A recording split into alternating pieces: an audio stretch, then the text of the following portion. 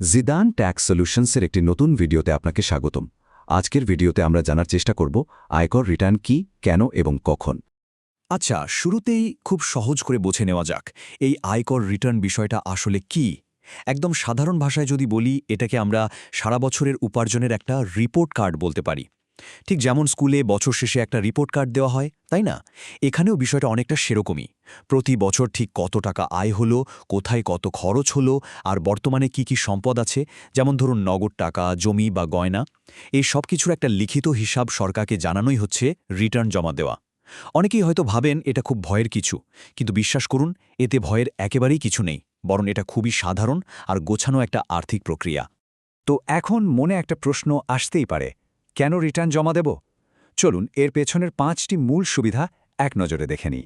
আমাদের মধ্যে অনেকেরই একটা ভুল ধারণা আছে যে রিটার্ন জমা দেওয়া মানে হয়তো শুধু টাকা হারানো বা অযথায় কিছু ঝামেলায় জড়ানো, কিন্তু বাস্তব চিত্রটা আসলে একদমই ভিন্ন। এর বেশ চমৎকার কিছু সুবিধা আছে। প্রথমত, এটা একটা অন্যতম প্রধান নাগরিক দায়িত্ব। এই যে কর দেওয়া হচ্ছে, এই করের টাকাতে কিন্তু দেশের রাস্তাঘাট, স্কুল, হাসপাতাল এগুলো তৈরি হয়। দ্বিতীয়ত, আজকাল ব্যাংক থেকে ঋণ নিতে গেলে, ক্রেডিট কার্ড করতে বা এমনকি জমি কেনাবেচার ক্ষেত্রেও রিটার্ন জমার রসিদ থাকাটা একদম বাধ্যতামূলক। তৃতীয়ত, যে কোনো ব্যবসার লাইসেন্স করা বা নবায়ন করার জন্য এটা লাগবেই, যা মূলত ব্যবসার স্বচ্ছতা প্রমাণ করে। চতুর্থত, নিয়মিত রিটার্ন জমা দিলে নিজের সম্পদের একটা সরকারি হিসাব থাকে, যার ফলে ভবিষ্যতে আয় বা সম্পত্তি নিয়ে কোনো আইনি জটিলতা তৈরির আর ভয় থাকে না। আর সবশেষে, ভিসা আবেদন বা বিদেশে উচ্চশিক্ষার ক্ষেত্রে এটা আর্থিক সচ্ছলতার একটা দারুণ প্রমাণ হিসেবে কাজ করে। বুঝতেই পারছেন জিনিসটা অতটা জরুরি। এবার আসা যাক আরেকটি গুরুত্বপূর্ণ বিষয়ে, গুরুত্বপূর্ণ সময়সূচি, অর্থাৎ ঠিক কখন এই রিটার্ন জমা দিতে হবে।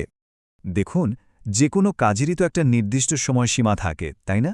এখানে সময়সূচিটা খেয়াল করলে দেখবেন, বাংলাদেশে প্রতি বছরের 1 জুলাই থেকে এই রিটার্ন জমা নেওয়ার প্রক্রিয়া শুরু হয়, আর এটা একটানা চলে একেবারে 30 নভেম্বর পর্যন্ত।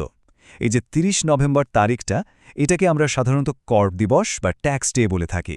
এই নির্দিষ্ট সময়সীমার মধ্যে, অর্থাৎ জুলাই থেকে নভেম্বরের মধ্যে যদি রিটার্ন জমা দেওয়া হয়, তাহলে কিন্তু কোনো ধরনের জরিমানাই দিতে হয় না, একদম জিরো পেনাল্টি।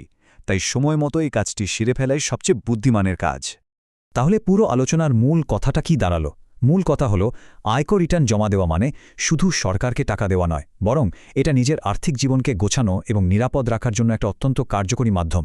এর মাধ্যমে নিজে যেমন আর্থিকভাবে নিশ্চিন্ত থাকা যায়, ঠিক তেমনি আমাদের দেশও অর্থনৈতিকভাবে আরও শক্তিশালী হয়। ভিডিওটি সম্পূর্ণ দেখার জন্য আপনাকে আন্তরিক ধন্যবাদ। পরের ভিডিও দেখার আমন্ত্রণ জানিয়ে আজকের ভিডিও এখানেই শেষ করছি।